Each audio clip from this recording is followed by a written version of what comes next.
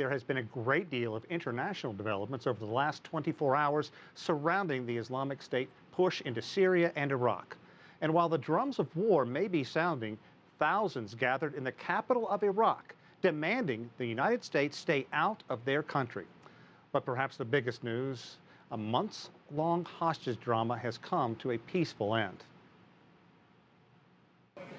After months of captivity, former hostages are greeted in Turkey by emotional relatives. I can't describe the days we've lived through.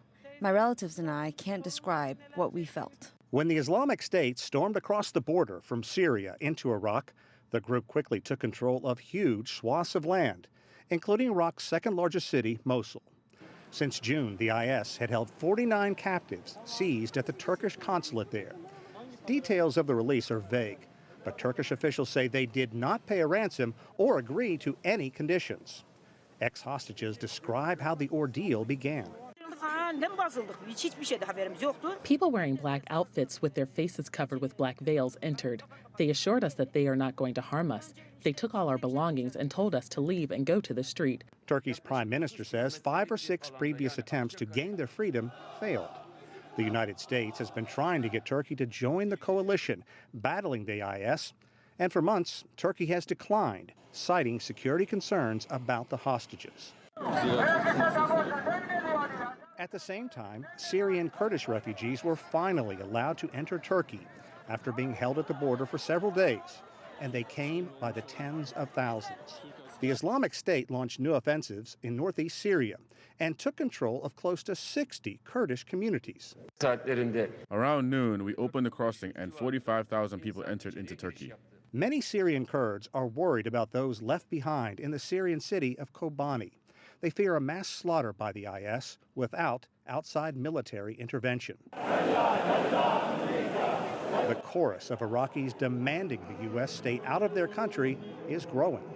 Thousands gathered in the heart of Baghdad, waving flags and pictures of Shia cleric Muqtada al-Sadr. A longtime critic of the U.S., al-Sadr calls the United States occupiers of Iraq. The U.S. says it has 40 countries agreeing to take part in the international coalition.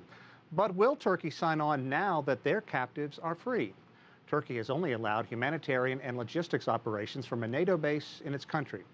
And many analysts believe Turkey will remain reluctant to get too involved in a fight with the IS, even as those militants reach Turkey's border. Susan? Sean, is it obvious the deal that Turkey cut with IS? Do you think we'll ever really know what happened? Well, I think eventually those details are going to have to come out, but you're exactly right. There are a lot of questions this evening about what went down. We know the Turkish Prime Minister said that this had been going on 5 to 6 weeks, intense talks going on with the Islamic State. The big question, and Turkey denies it, paying any kind of ransom or cutting any kind of deal. For example, saying, look, if you free these 46 Turkish prisoners or Turkish hostages, 49 altogether, including the 3 Iraqis, then we will not get involved with the U.S. coalition in terms of launching an offensive in our neighboring area. So it's going to be interesting to see how this plays out. Clearly, a lot of people have a lot of questions. The U.S. has been mum so far. Sean Caleb's reporting live from the newsroom. Thank you for that.